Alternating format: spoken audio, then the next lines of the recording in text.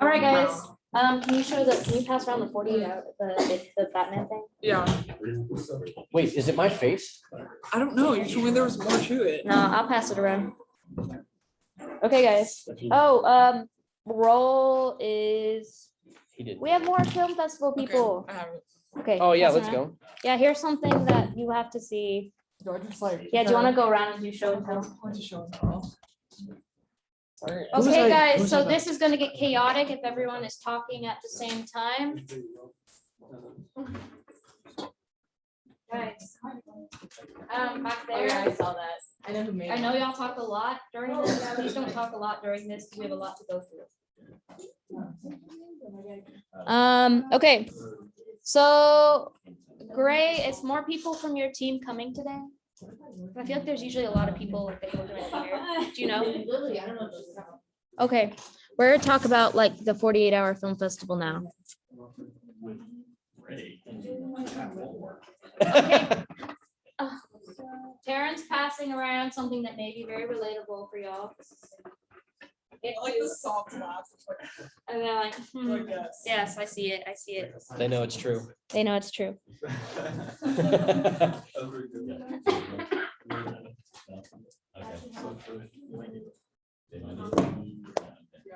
pretty accurate. All right, guys, so all attention on me and then whoever else will be speaking. Last class was a little chaotic because there were conversations people were having amongst themselves. There were a lot of people who felt like they had to say a lot of questions immediately, and that's fine. But I think it added to the overwhelm of the room.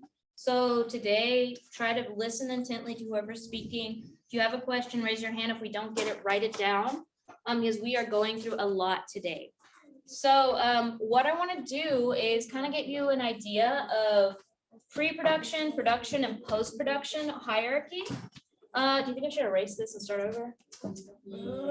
I mean, we could use it as talking points. Yeah. Yeah. You may not remember. Okay, so keep it up. Yeah. Okay, so you've already met Brian, and you've already had Brian yell at you about the film festival. And I'm gonna do it again. And that's his job. Taryn, I don't think Taryn has spoken to our class yet.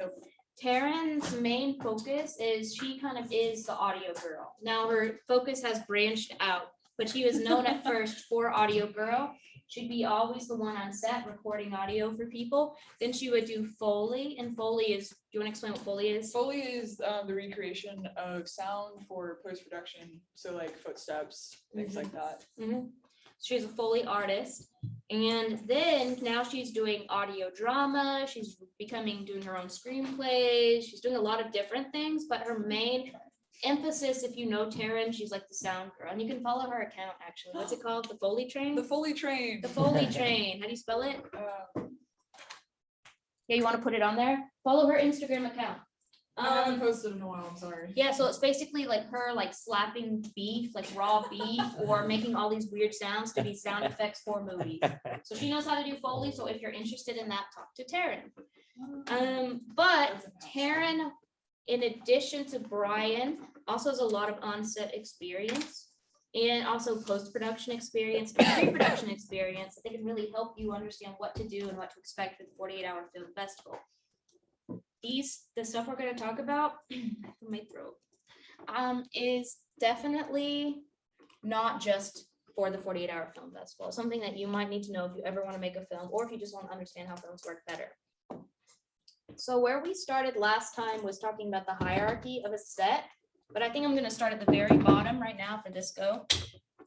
There's 3 levels of making a film, 3 basic, huge, different categories. The first category, pre-production. What does that include, do y'all think, besides reading the board? Location scouting. Location scouting. What do you need to do before even location scouting? Screenwriting. Yeah, you have to know the story. You have to know. So it's basically the story. It's the development process. So once you get the prompts and it's explained what to do with the prompts that are sent, I think you have to pick like a genre, a character, and a prop. Oh, for the 48-hour film festival? So there will be 2 or 4 genres listed and sent to your team leader. Then there's going to be 2 characters and 2 props you as a team are going to go through and pick one of each. So that's where the diversity comes in. You will have a choice of which genre you want to do, which character you want to include, and which prop you want to include. So you just pick one of each. Okay. And then you will write your story based around that. Story comes first. Story is huge because you may not have the camera skills to do excellent cinematography. You may not have the directing skills to tell the story completely through what you're doing with the frame. You might not have the editing skills to edit something well. But if you have a good story, all you need is a pen and a paper and a brain, and you can make your film a little bit better just by improving the story. So I'm gonna talk a little bit about story. I want to talk more about story than I probably should, so we'll just do very, very basic. Okay. Oh my gosh, see, this was what first class got, so I can't oh, here's my pointer. Okay, there are how many acts in a story typically? Yes, what are they? Beginning, middle, end. Yes, you got it. Okay, what happens in the first act? What happens in the first part? Okay, start introducing people. You're setting things up. What happens in the second act? Louder, I'm sorry, I'm having, can't hear louder. Climax. Climax in the second act? I mean, kind of. How? It builds up to it. Okay, what rising action? So what is building up? What is building up? Climax is technically the beginning of the third act. So what is building up to get to the climax? What do we need for a story to be interesting? Conflict. Okay, thank you. So we have our setup, our conflict, and our resolution. And our resolution is all the conflict has come to a head where we get the climax, and then we have the resolution. Stop. Okay. Facilitated through needs and wants of each character and conflict and objectives in each scene, right? Yes. Okay. Now, okay. What you need to know is the inciting incident. Does anyone know what the inciting incident is? I know my art of storytelling people should remember. Look at all the pretty roof up there. Somebody take a guess. Yeah. Love I know. guys. I love Well, just do you wanna take a calling guess? everyone out. What is an inciting incident? Just guess. Just Inciting incident. just Change say the words an incident. an incident That or happens to be inside. point of attack. It's also called. Someone, what has to happen for a story to get interesting? Oh my gosh, and I've had y'all in story teaching classes, so how many times? An inciting incident or point of attack is something that happens that changes the story and adds conflict. So you have your setup, you have your introduction, you have what's called the status quo, and then something happens and that's the story begins. And you go on this journey until you get to the very end. The conflict keeps rising and rising and rising. The example I used last time was imagine Brian and Taryn weren't here. And I'm having my status quo, my job is to come here every day and teach. So it's just a normal day. I'm coming to HCU a little bit late. I'm getting in here. I can't figure out how to use the technology. And finally, 10 to 15 minutes in, I'm starting to teach, but then I forget to take roll and it's just a normal teaching day. But then as I'm standing here teaching, the door slings open on that side and that side. And Brian and Taryn come in and they shoot me with a paint gun. And then I fall down and then they grab me, put me in a body bag, sling me into the art Jeez department. Louise. And I'm stuck, I am stuck in the body bag and they are teaching. That was the point of attack. I got you, my throne was usurped. Usurpation happened, which basically means you're overthrown. And I'm put in the body bag and then the barbarians are teaching. And I'm trying to, I as the main character, am trying to get back to the status quo. I'm trying to get back to, how do I get out of the body bag into this room and get my throne back with teaching? And how do I kill Brian and Taryn so that they never do this again? You can't. Well, For So, story purposes. set up, I'm the teacher, I'm here having a normal day. Inciting incident, also called point of attack. Brian and Taryn come in and disrupt my status quo. The rest of the movie is me trying to figure out how to get my status quo back. All right, so that's where the conflict comes in. You can have a scene of Granny falling off her rocker and dying. That by itself is a scene of conflict, but if you put it into the story, after I get put in a body bag and then we never mention grandma again, that's not the conflict you need. The conflict needs to be between me, Taryn, and Brian, and me trying to get back to the setup, and the stakes are rising until we get to the end and we find out the resolution. So again, think beginning, setup, conflict, resolution, inciting incident. And you should be good knowing those basics. And I always recommend Google if you're looking for how to do a story. If it's not working, look it up. Story's important. Pay somebody. to- Okay. So then we have development, where you might do location scoutings based on where the locations of the story are.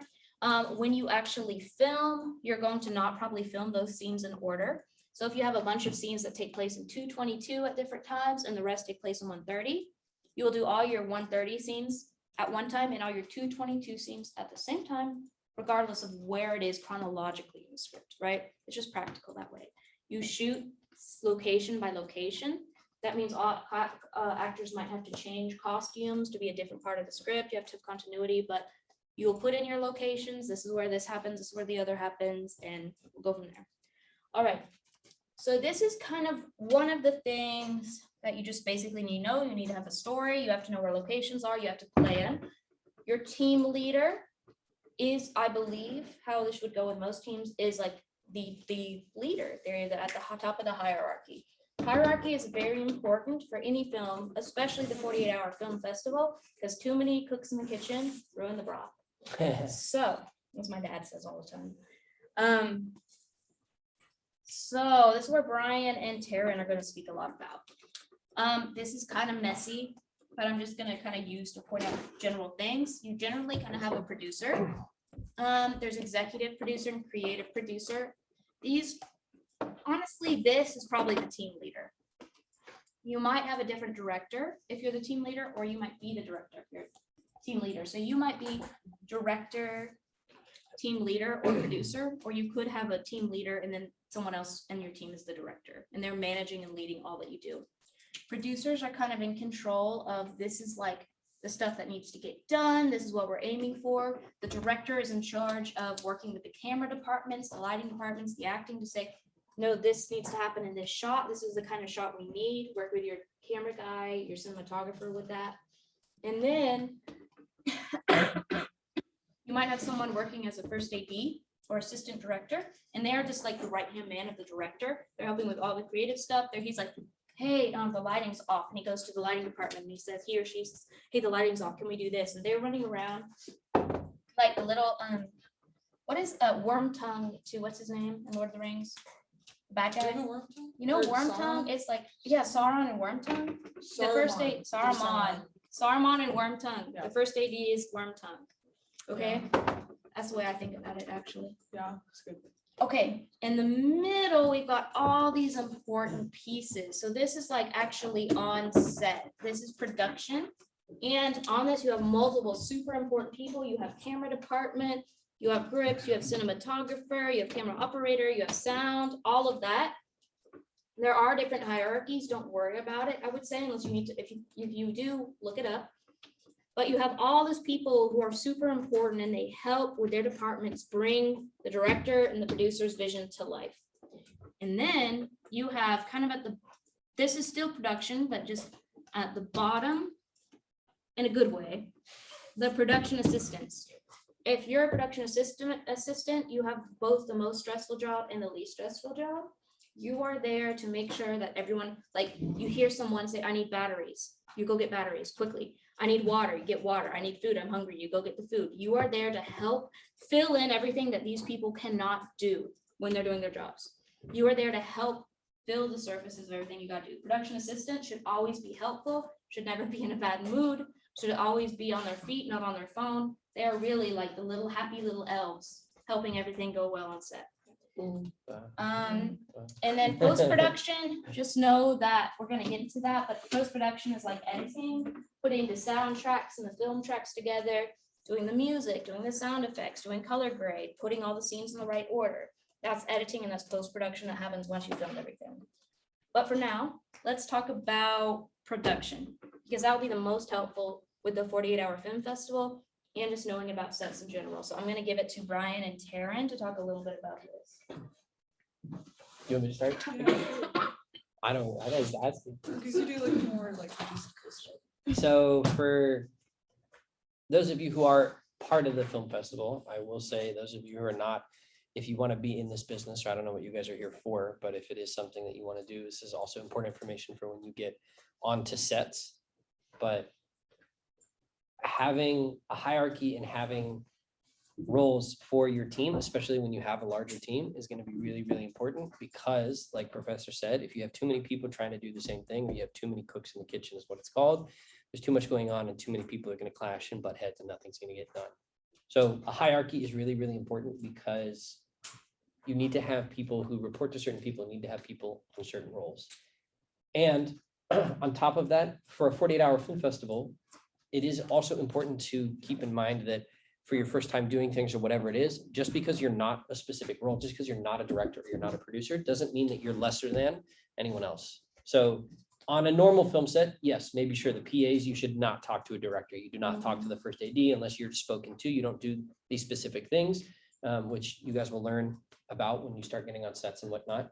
But regardless of the PA, every other position is vitally important. And a director understands that if the director does not have grips, he doesn't have an audio crew, if he doesn't have a lighting crew, if he doesn't have people running cinematography, if he doesn't have his first AD, the director knows or should know that if he does not have every single part and function of those people working for those things, the film does not get made. Yes. So you are just as important as every other role in a different way.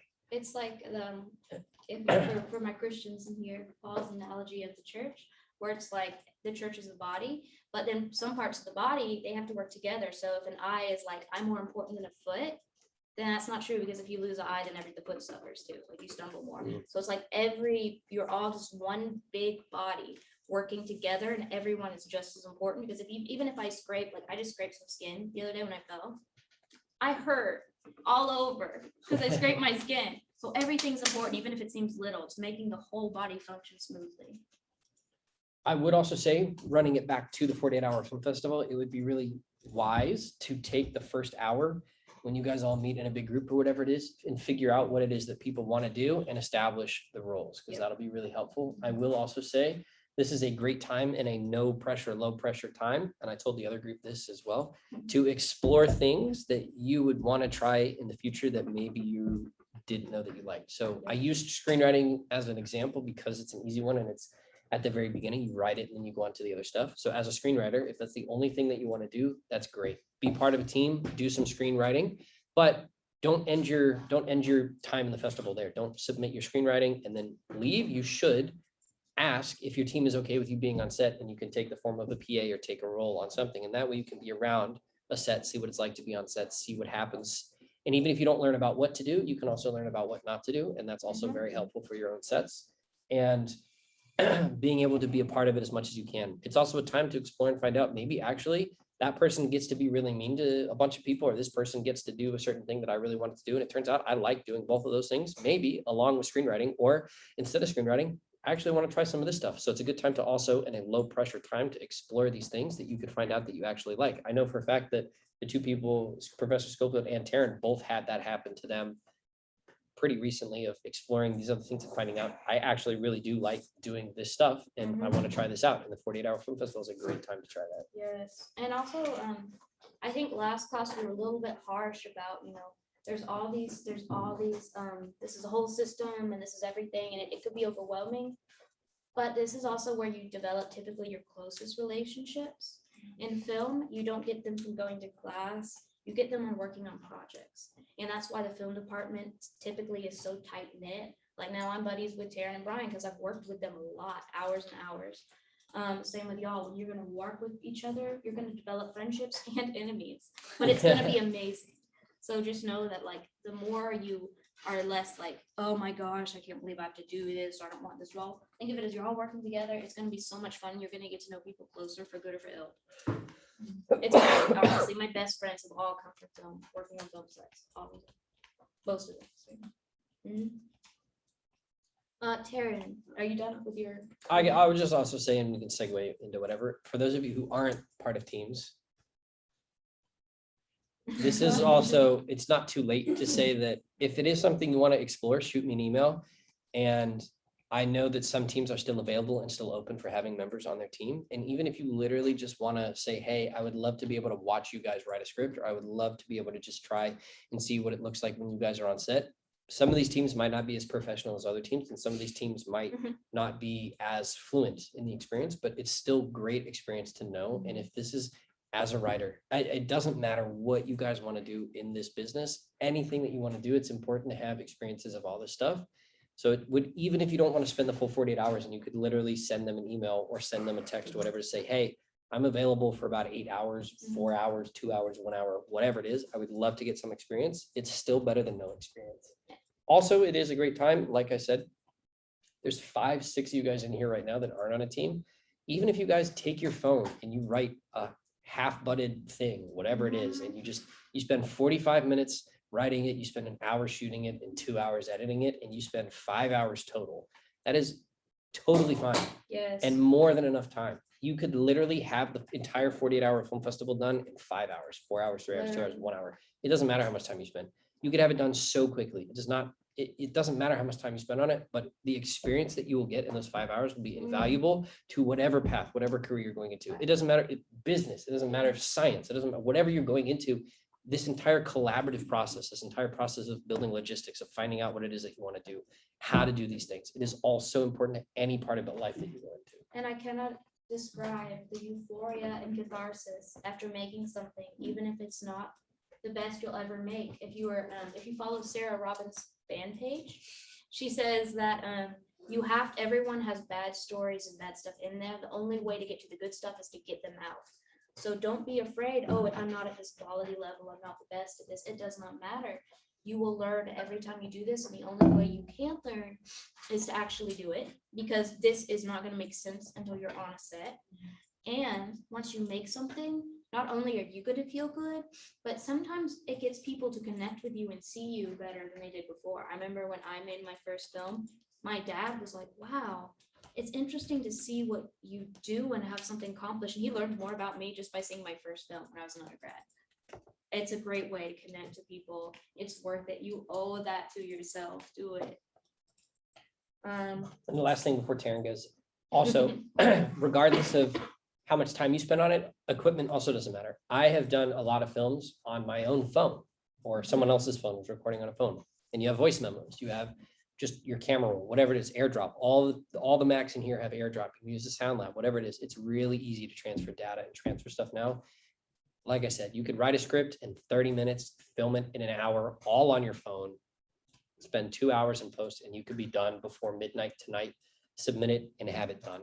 And at least you had the experience. And even some of the stuff, like probably I teamed up with Caroline. And one of the things we might do, I don't know now that I'm on her team, I don't know what she wants to do yet. But one thing you could even do is just draw pictures, read a poem, do voiceover things, have just certain images, do a poetry film where you literally just have music and you're showing different shots of beautiful things that fit within the genre or theme. It does not have to be a whole cast. You don't even need actors. You could do it whatever you want, just some type of visual form that meets the requirements of the prompt. There's so much you could do. And you don't even have to be here. If you have a significant other, if you have family members, if you have somebody who don't want you to be here at a certain time, you do it all over Zoom. Yeah. You could be anywhere you want. You can write something and send it into somebody. Technology is so wonderful that you can be anywhere you want to be. You could be in a different state and make a team and be helpful. There shouldn't be an excuse other than I don't want to, in which case maybe you're wrong business, or I'm scared, I'm nervous, and this is a time. Like, there should be no there are excuses, granted, family stuff, if you have work, money issues, I don't want to speak to that. But if it's just that you're nervous or something, there shouldn't be an excuse. You should not be getting in your own way of participating in this, regardless of whether or not you're being a leader of a team, or you're making a team, or if you're just joining another person's team. Get involved. You should get involved in any possible way. Especially if you have low confidence, because this will build your confidence, I promise. Taryn, you want to talk about the practical stuff like we did last time, like stuff on set, audio, making sure SD cards you have hard drives. Yeah, so I'll talk about set etiquette real quick. Be on time. Be early. Actually, being early is on time. If you're on time, you're late. So always show up early. Take care of yourself. So like sleep, food, water, hydrate all the time. If you have to pee, it's okay. You can take a pee break. Like don't try to like not drink because you're afraid you're gonna have to pee and miss something. Like you can take pee breaks. Get sleep. Sleep is so important. And I know for 48 hours that's a little different because it's more time But still. consuming, but still, like even then, if you can take a 10-minute nap, do it, because sleep is so important and you will hate your life on set if you don't. And then also be safe. Safety is a huge thing on set. So like don't do anything stupid. Stay in your lane. Don't try to like do something you're not supposed to be doing and then you end up Mhm. getting hurt or getting someone else hurt. Yeah, you are not Um, trained to be stunts. you are stunts not- artist or Unless whatever. you actually are, and you have a certificate saying you Yeah. are martial arts or stunt doubles or something, do not try to do anything stupid. Doesn't matter if you did gymnastics in high school. Yeah, it does, like- Or middle school. Yeah, like if you're still if you're a current gymnast now, maybe I You don't know. could do, you could, That's you could do different, cartwheel. but like don't try to do anything. Don't try to be like, oh, I can get this done because this needs to get done. Like Yes, don't try no. to be the hero. I've learned that the hard way, and it is not a good time to get hurt. And also wear shoes on set, closed-toed shoes. Don't even. Oh, I know why he looked at you, girl. Yeah, I know he looked at me too. Don't wear slides. Yes, don't wear slides. I Not safe. ended up fracturing my toe on set because I was not wearing closed-toed shoes because I thought it was better for sound. Little did I know that I fractured my toe. So don't do that. So Yeah. take care of yourself. That's like the most important thing, because if you can't take care of yourself and you can't do your job, then your film sucks. And So- if you're not taking care of yourself, then you get mad, then you get emotional, then you get mad at your teammates faster than you normally would. Yeah, So and you give your producer a bunch of back sass. don't give anyone sass at all. Just do your job. No, Take care of yourself. Give people sass. Well, it depends. You don't, there's a sass and there's a sass. Yeah, No, there's- you can be a little feisty and have your own opinion, but don't be a control freak who's always angry and in a mood and can do no wrong. Yeah, Terry. Stop. I'm not actually like that. Karen does not, Saren always thinks she's being sassy, but she's not. Ryan makes me think I'm being sassy She all the time, gaslights. Yeah, because darn right. anyways, so that's like basic set etiquette. If you have a question, don't be afraid to ask it. There's like PAs usually for smaller sets, it's okay, I think, but for like bigger sets, you're not supposed to like go directly to the director because they have their own things to worry about. You don't want to be bothering them with like, never ask what's for lunch. Oh my gosh, Oh, please, no. never Or ever when do ever. we wrap? Or when do we wrap? That shows so much like you do not have motivation, you do not want to be there. If you're a PA, you were lucky to be there.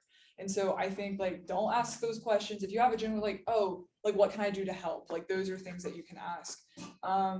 When it comes to, so I do Like, sound. Oh, I sorry. was gonna say, like, also as a PA, don't go to the director or producer if you're like, hey, can you open these battery pack for me? Or, where are the scissors? Where are the, like, You those should are know things that will slow down the production. Mhm. But people will ask you stuff and you're like, literally, you should say, not my department, if you need to. Mhm. Usually, I'm not that way. I'm just like, oh yeah, where are the scissors? And then I get sidetracked and then like, Yeah. nothing gets done.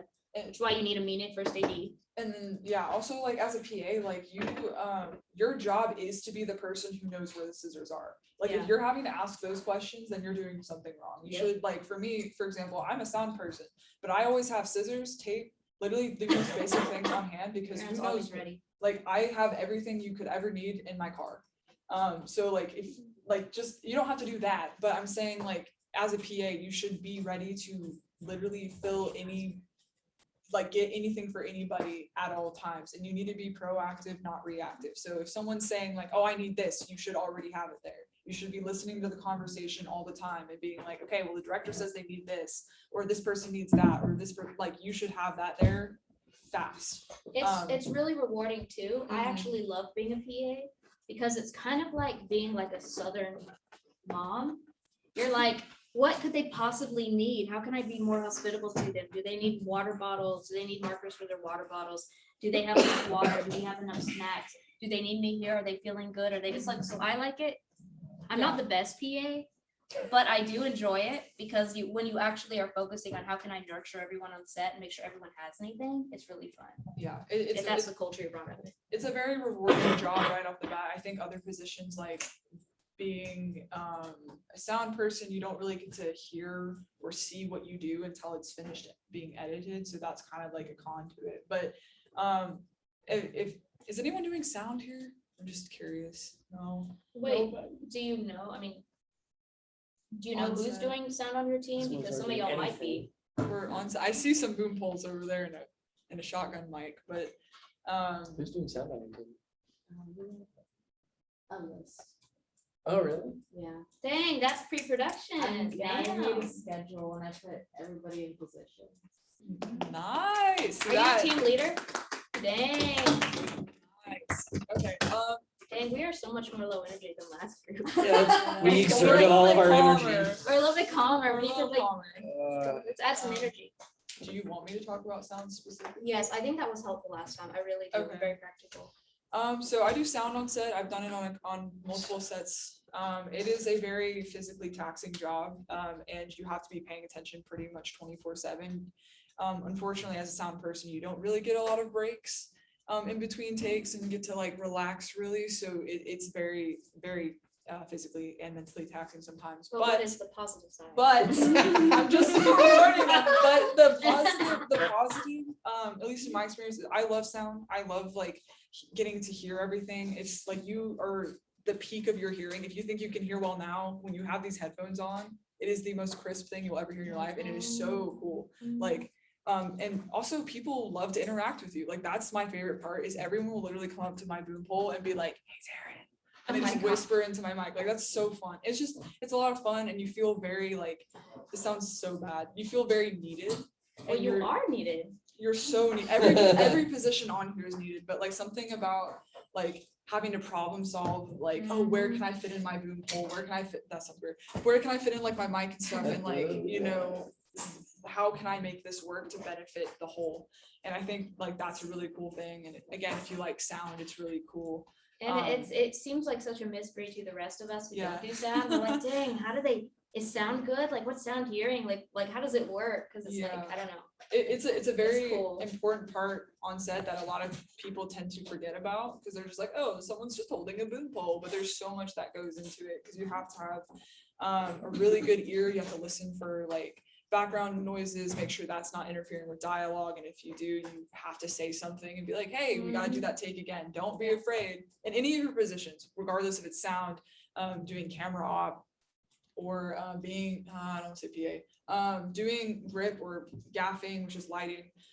If you do anything like that, do not be afraid to speak up if something's off. Especially for 48 hours, a lot of that time is going to be editing and exporting. So you do not have time to waste on a bad shot, a bad take. Yeah. You do not have time to be like, oh, I'm just going to let it run the scene through and then I'm going to tell them sound was bad or camera was out of focus or things like that. Depending on the shot you were redoing, it takes about I'll say like 30 seconds to a minute. If you're filming for 30 seconds to a minute, it takes another 30 seconds to a minute to refilm that. To fix that in post, it takes around 2 to 4 hours. So you do not have time to be like, oh, we should have filmed that then. You should have just said it when it was a problem.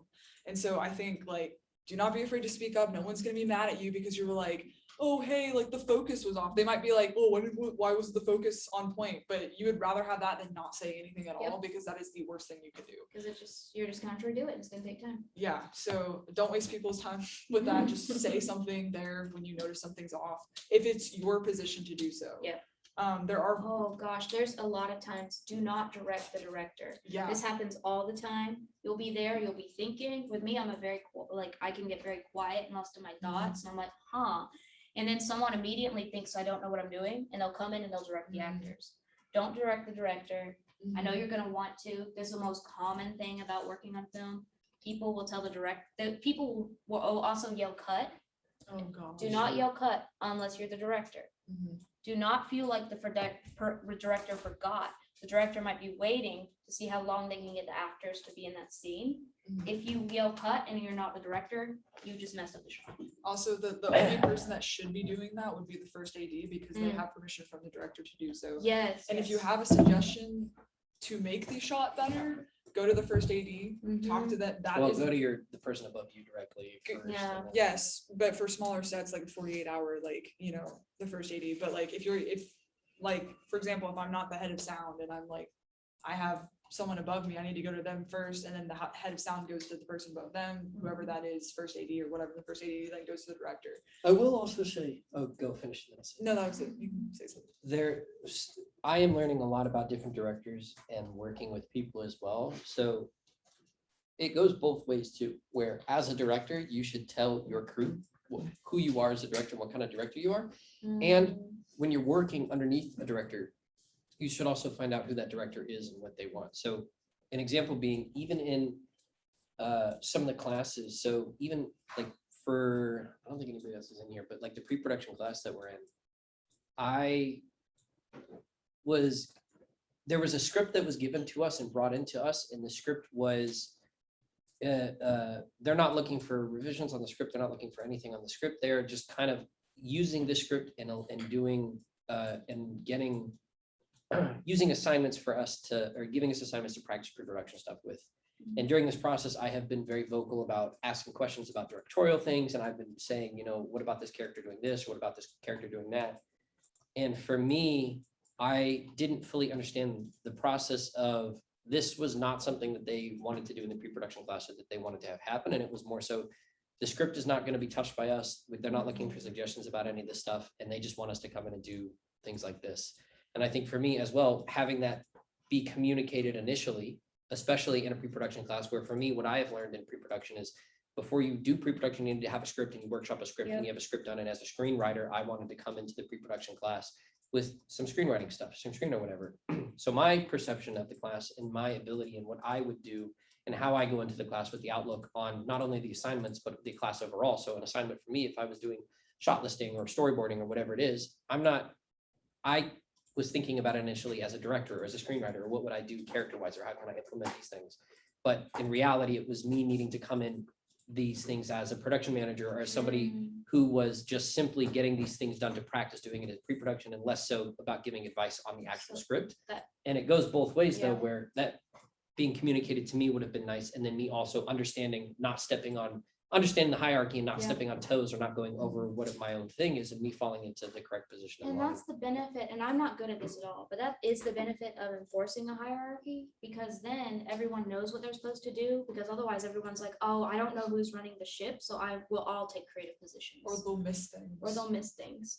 I will say too, I can be very loud and assertive, but oftentimes I'm more in my own world. So when I direct, sometimes I'll get someone, or even run writers, I'll get someone like Brian, who's better at vocalizing, speaking quickly, being loud, getting people's attention.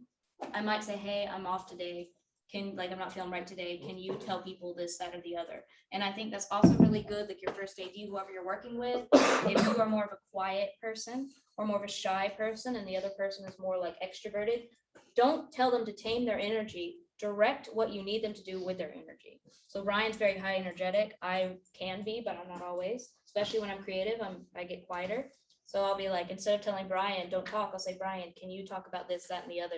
Because I can't lead the room and think creatively at the same time. So there's different ways. If you're shy and you can't do things, you feel like you can't do things, you can. But sometimes it does help, instead of just having everyone just take over and think, oh, I got to take care of you. You're like, no, I'm going to tell people how I need them to help me and use their strengths. You don't want to have strong people diminished. You want to figure out how to use everybody's personality and skills the best way to get your project done. You should not feel insecure. Should not feel like I talked last class. A lot of times we try to be the boss to an extreme, to our self-detriment, because we're insecure of giving any leadership roles to anybody else. You do not have to feel, if you're a team leader, if you're a director, you have nothing to be insecure about. Find other people's strengths and make them help you, instead of feeling insecure like you have to shut everybody down and shut everybody up. Use strengths. Don't use strong personalities. Use quiet personalities. Use everything to your advantage.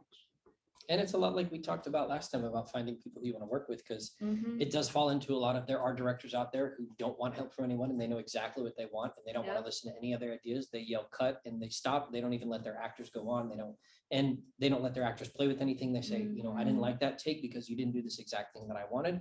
And there's directors out there who do that. And if that's something you want to work with, then that's what we do. But on the other end, there are also directors who don't know what they want. Right. And will say, hey, I want all the creative input and I want all of this stuff. For you as a person, if you want to be a director, you need to find which end you want to be on and or what the middle ground of who you want to be as a director. And sometimes you won't know until you do something like this film Exactly, festival. and Mhm. test it out. And then also finding out what kind of people you like working with as a director and whatnot. If you are a person who likes giving creative input or whatever it is and finding a safe space, Mhm. big sets, you're not going to be able to do that Mm-mm. as a lower position ever at all. You're not even allowed to talk to certain people on bigger sets. So the 48-hour film festival is a great place where if you're not the director and you like giving creative input, Yep. might be a good place for you to try to at least say, I want to be a part of the script writing team, or I would love to be on set and be able to talk with somebody and give creative input and see if you like it and if you're good at it. And then if you're not, be able to do something else. So it's a great time to explore. Should we tell them about the trip we were talking about if they don't have sound equipment? Because I feel like that was very practical. Yeah, so all of the equipment for the 48-hour, or at some point you're gonna run into a problem where you don't have equipment. I think isn't all booked out right now. Yeah, it's Yeah. like there's like 2 items left, but that's Yeah. it. Yeah, so basically, if you don't have sound equipment, actually, if you don't have a camera, your phone is like amazing. There's a director called Robert Rodriguez, and he has filmed stuff only using his phone, and he is a well-known. He did Spy Kids Yeah. and Shark Boy Lava Girl. And there's film festivals like different Austin film Mhm. festivals that have shot on iPhone as a category. So Yeah, you could so- potentially enter this. Yeah, so there's like, Phones. Yeah, iPhone. so there's a place for everybody, if you can get equipment, and equipment is so expensive, so like, and even iPhones are expensive, Oh my so gosh. everything's expensive, but you can shoot on an iPhone. If you don't have audio equipment, you can also use like voice memos. Like, that may not be the best option, but it still gets things done. Most of the sound effects that I've done for the short film I'm currently working on, I've used my voice memo app on my phone because I don't want to haul around my equipment, and it works wonders. So, and nobody has noticed or said anything, and it is, I mean, Eduardo, like, he worked on that short film too, and we would go in the back room and just record sound effects with my phone. So you can do things like that. Obviously, like, if you have the better equipment, you should probably use that. But if you don't, like, iPhones work great. You can connect wired earbuds to it and use the mic on there, or you can buy, like, at Walmart, a $15, $20 mic from there, and it's better than the mic on the actual camera or the iPhone. And then with an actual camera, there is scratch audio, which is basically the audio that is recorded from the camera itself and recorded and linked with the video. You can separate that in post-production on like whatever editing software you have, you can separate that. However, scratch audio is garbage. Please don't try your best to not ever use that as your main source of audio, because wherever you're recording, so let's say I'm like recording Brian, and I'm like, oh, I want the angle from over here. I'm using like my phone, for example. He's gonna sound like this far away. And it's like, ew, gross, right?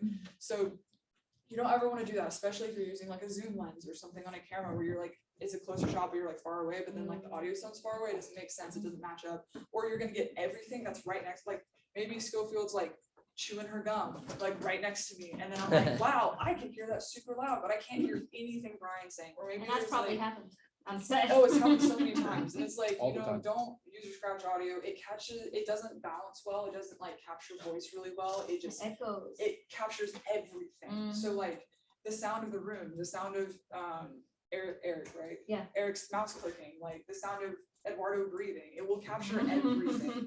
And so with a shotgun mic specifically, or a mic where you can channel where you want it to go, it will capture those specific sounds a lot better and enhance that better than like scratch audio. Scratch audio is just garbage. Don't do it. Don't do it. Don't do it. Do it. Oh, show them. Can you talk about the slating if you're using your Oh phone? yeah, so slating is like, if y'all have seen those like on movie like behind the scenes, the clapboard things. So that's called slating. It has the scene. Oh my goodness. Okay, I got you. It has I just moved around a lot. This is No, okay. this happens to me. So they have like the scene number, the shot number, and then what take it is, and like what film it is, and things like that. That's for the 48-hour film festival. If you don't have access to a clapboard, you can use paper and just write scene this, blah blah blah. And it is so important to have that, because in post-production, even if you are not doing it, you have to be considerate of people who are about to edit this for the next however many hours or days. And so having the scene number, written out and seen in frame on camera is so important, because then whenever someone's going to match up the audio, they're like, okay, this is the same exact audio clip that we recorded as the video, and then they can match that up. Otherwise, it's not gonna match up. You're gonna have no idea like where anything is. I've worked on short films where they didn't slate, and it still is the worst time ever because you have no idea where anything is. Nothing's logged. Everything's terrible. It's a whole mess. You spend about 2 to 3 days just figuring out which clips are what and making sure they match. It's a huge waste of time. Well, So, oh. oh no, sorry. No, I was gonna say with scene, you should number your script. So every scene is a new location. Oh no, you're gonna finish talking. I'm just gonna add.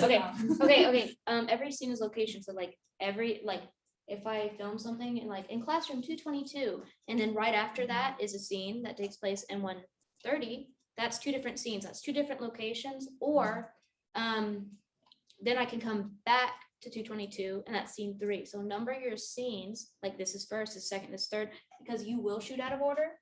And if you don't have a scene number, then how is the editor gonna know what it is? So if I'm like, I'm gonna shoot all scenes 4, I'm gonna shoot scenes 1, 4, and 8 in 130, because we wanna shoot in 1 location at a time. If you don't add the scene numbers that you're doing 1, 4, and 8, then you're just gonna have a bunch of scenes in 130 and no one's gonna know where to put them. So you have to number your script scenes. That's it. Back to the clapboard.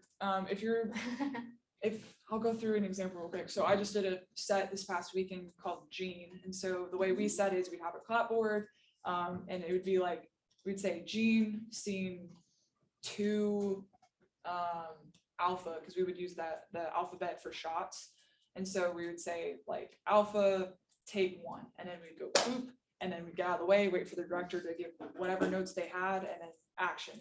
So basically, you want to make sure that the clapping is in frame and that you can hear it, because the way in post-production, when you have the video and you have the audio and you want to sync it up, you want to make sure that the clapping and the peak in the audio, because you'll see the sound waves on the audio, line up perfectly with that clap. So if you don't have a clapboard, you just use a piece of paper, or if you want to use hand signals, that's okay too. Preferred to use paper so you can actually see it. Make sure you're using a really dark marker. And thick too. And then you just clap in frame. Make sure it is in frame. Do not clap off frame, because that defeats the whole purpose of like seeing it and lining it up. But yeah. And for you guys, the reason that when you hold up whatever you're slating as, so let's say scene 1, take 1, the reason that you should say out loud what you're doing is so that when you listen to the audio, you know what it is as well. So if you just hold it up, the screen is going to see scene 1, take, or the video is going to see scene 1, take 1.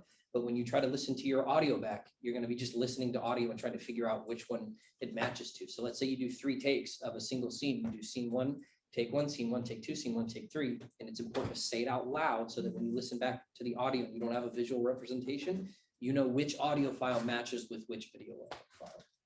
And also, like, it is so important to make sure that whoever is saying it so clear, because I know this is such a small detail, but it makes editing so much easier. I've been on sets where the person talking was talking so fast and mumbled that you could not hear what take it was. Like, the audio was just like, they were crying. Like, we were like, I don't know what's happening. And then I prefer to use the military alphabet because it's universal. Everyone knows that, or not doesn't know it. It's Googleable. And Military so alphabet? I've never heard of this. Alpha, Bravo, Charlie, Delta, Echo, Foxtrot, that Oh. you use words like, you don't want to just say like M and N sound the exact same. So like, you don't want to do that. You want to make sure that it's like you're saying actual words. And so I use the military alphabet because it's universal. So what she's talking about, where's my marker, is like, say I'm shooting scene 1, and scene 1 is me in the classroom doing my status quo before Brian and Taryn come in and kill me. So for scene 1, there might be a lot of different camera angles you want of me teaching. You might want a shot like panning through, seeing every one of y'all fall asleep. We might want a shot of me getting like confused and have a close-up of my eyes darting around as I'm teaching. We also might want one from the door getting all of me. So how do you number that? Are those different scenes? No, they're not different scenes. They're different shots. So for a shot, you have your first scene. You do scene 1, take 1. A take is just you rolling the camera. The second one is, okay, let's move the camera. Is it a different scene? No. How do we differentiate? Okay, it's a different shot. So let's do our close-up. So 1, apple or alpha. And then one, let's change the camera again, one Beta or Baker, Bravo, Bravo, any of those. Anything that starts with a B, Brian. 3, 3C. And you go down the alphabet, A, B, C, D, E, you say the words, but those are the shots. You're still in the same scene, the same story, the same location, but you're moving the camera around, and that's when you use like alpha, beta, whatever. And then another thing that's important on set is SD cards and batteries. If you're using audio equipment, I will say this real quick because I know that you have it right now. 16 gigabyte is the best because it works the fastest and that's all you really need. 16 gigabytes will record, SD I card. think, Yeah. will record, I think, about 25 hours of stuff, and then 32 will be like 48, I think. I can't remember. It's math is wrong there, but you know what I mean. So SD cards have multiple on you. It is so important to have them for cameras. Like if you're just doing a 48-hour film festival, you probably only need like a 64 to a 120 gigabyte SD card, and then for audio, it's always going to be less. And keep in mind, if you have a 64, but you need more, you should be having a place like a hard drive where you're putting your footage anyway, so you can format after. But do not store anything on any of the computers. Last semester, they wouldn't wipe, but this semester they do wipe. And so you need a hard drive, you need a flash drive, something to keep your edit and footage on, both your editing files and your footage, or put them on your laptop if you have that's not the best idea, but if you just can't get a hard drive, because the computer will delete everything, no matter of your feelings. or hard work. Yeah, and they did not care Every about my day. feelings multiple times. So Yeah. flash drives also work. It'd be preferred to have a hard drive because you'll need it for the rest of your time here anyways and Mhm. forever. The flash drives Um, are cheaper. Flash drives are cheaper, especially if you're doing the 48-hour, you need something quick. Get a go big flash gigabyte drive. because you're gonna need your sound, your editing files, and your video files on that. So get a big flash drive. And then for the audio equipment, it requires for the actual H4n, which is where all the stuff, where you put the SD cards and where you record the actual audio. It requires AA batteries. It is so important to have those at all times. All You times. can plug in the H4n into an outlet and use it through there, but like you will not be able to move absolutely anywhere.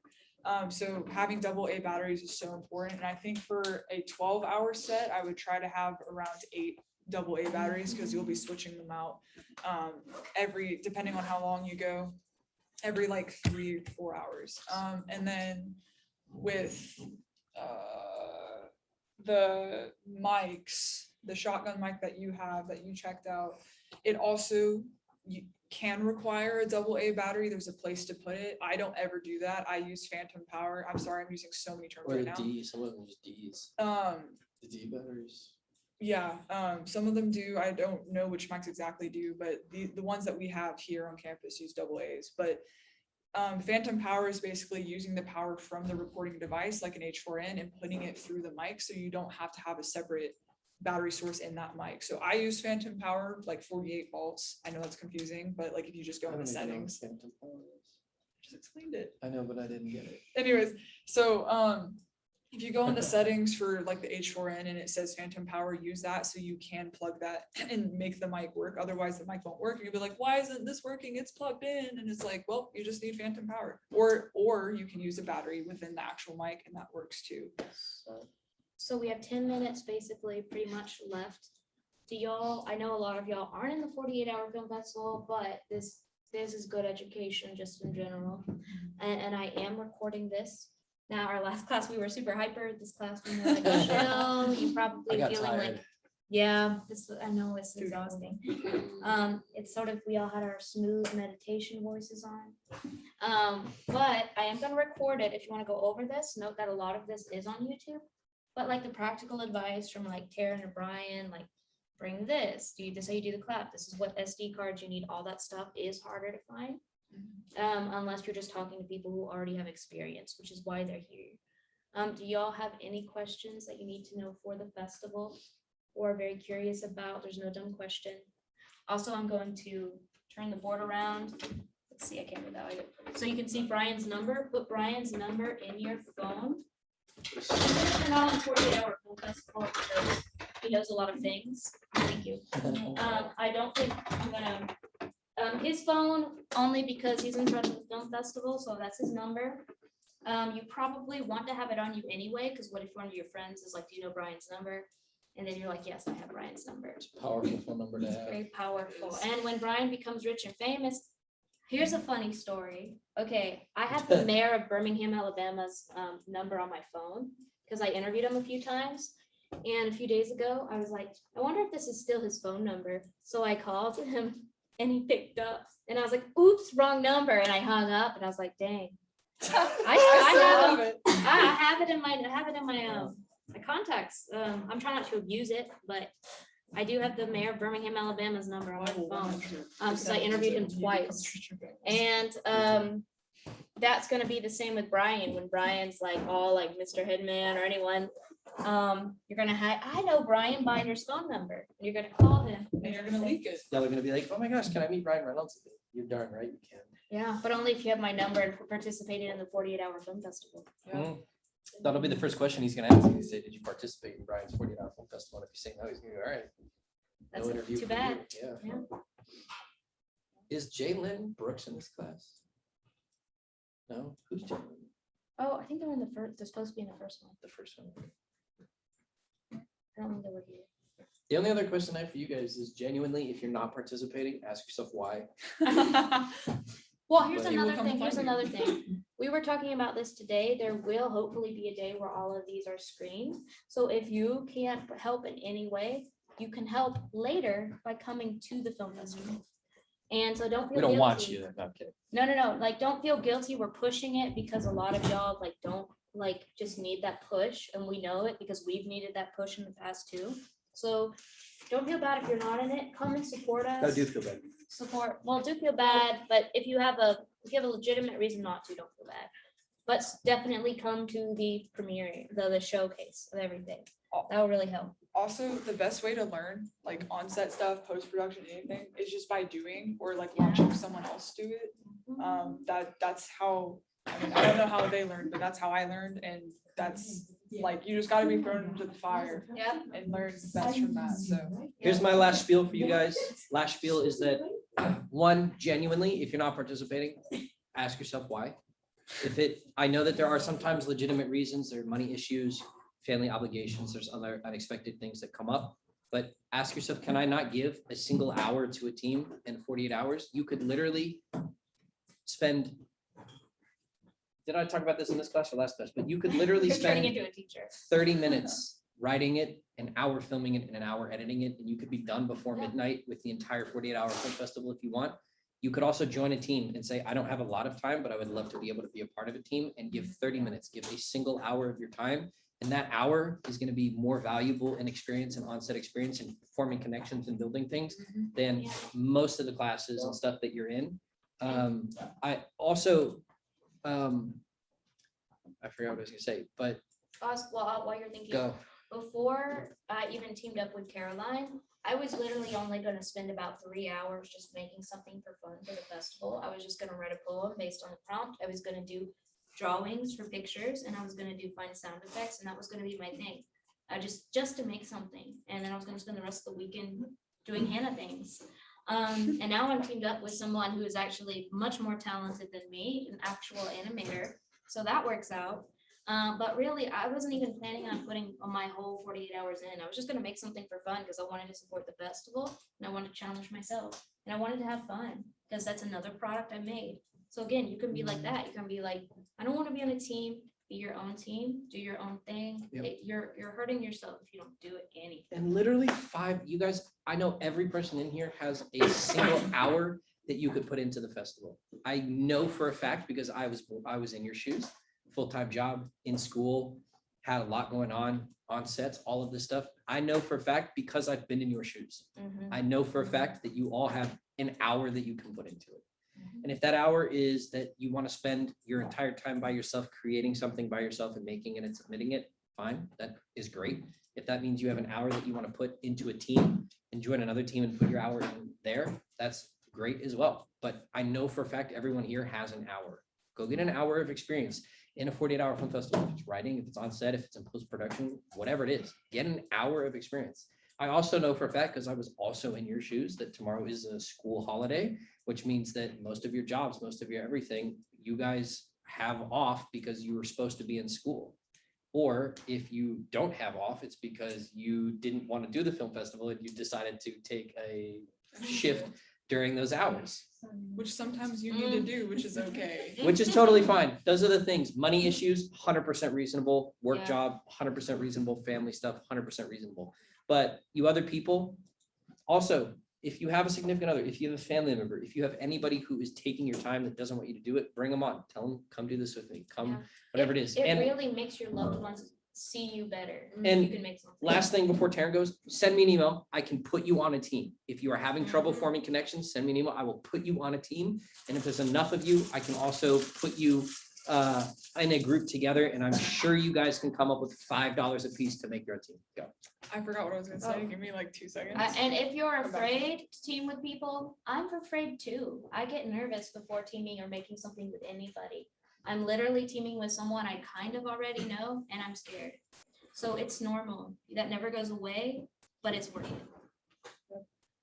And then also if you can't be there in person, you can do stuff over Zoom. You can send stuff in, like most of like Draw a sound. picture for the I mean, credits. Most of the sound design for the short film that me and some people are working on is like us sending in stuff, like emailing and being like, yo, I uploaded this to the drive, do you like it? Yeah. And like that's like us going back and forth doing that. Most of it is just over the internet Yeah. or If you on play- Discord, like if we you just get play- on and talk about it. If you play an instrument, if you sing, Mhm. see if someone needs it for like the credits or for a backtrack. That'd be amazing. I know some of y'all are like, I'm just learning guitar, literally strum like B and E a few times, and we got a cool sound effect. One of the most famous soundtracks is just 2 notes. Jaws? Yes. Yes. So, Da-dum, da-dum, okay, well, da-dum, It's more serious than that, brother. da-dum. so you don't gotta be super, like, you don't gotta be like John Coltrane Just to be do yourself. something. Just be yourself. Also, you were never, I learned this also from Sarah Robbins, Oh, but she's you smart. are never gonna be 100% happy with something that you create because you always wanna improve it, make it better, but that's what keeps you creating. I Work, thought you were also gonna work say is never like creative, like art is never finished, it's No. abandoned. you're never 100%. And once happy you with the know work that, don't do. once you live by that, and also let your limitations be your liberations. The things that you think are keeping you back, like, oh gosh, I can't do a film, they rented all the cameras. I can't do sound, they took all the sound equipment.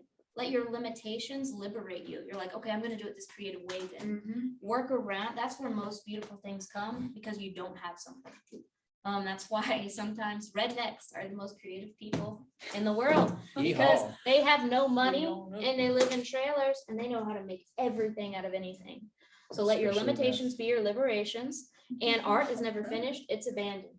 And also just Nike, just do it. That is my motto. I live by that. Also, Mhm. you can never improve something you don't start. So, like, if you're like, I want to do this, but I'm scared to, which is a very valid, like, The you're, Sarah Robbins quote. She said yeah. everyone's got bad stuff in them, you just gotta create to get all the bad stories out, and then you got the good ones. And if you've taken art of storytelling, you have to write how many log lines, and you're like, Oh you my look back. I look back on mine, and I was like, what was it? That's so bad. It's so terrible. You got it out. But like some of those like spurred other ideas, and you can't like get them out unless you write them down or just do it. Just do You it. know what? Sometimes you have to vomit before you can eat the good food. Oh yikes. Yeah. Yeah. All right, so I think we're pretty much out of time. You will basically feel, I think by now with all the talks about the 48-hour film festival, I know with me, I already feel like I already did it. I've been thinking about it, talking about it so much. So feel But left out again, if you're not in it too. you will probably at some point, if you're in CCP, if you've done CCP, at some point in this program, regardless, you're probably gonna make some type of movie. This is all good to know. And you'll remember it, it'll come back. You won't be able to absorb it all today, but something will click. Any last minute joiners? Anybody? Persuade anybody? Looking at you, Please. looking at you, Please. looking Eduardo, at are you you. doing it? Okay. Eduardo's on my team. Ah, what? Lame. I hope y'all do good. I hope y'all do good. We will do good. Everyone's been trash talking. Yeah, I know, everybody's been so I was competitive. like, "Guys, it's fine." Like, what did you say? What was that? Fine, but I also like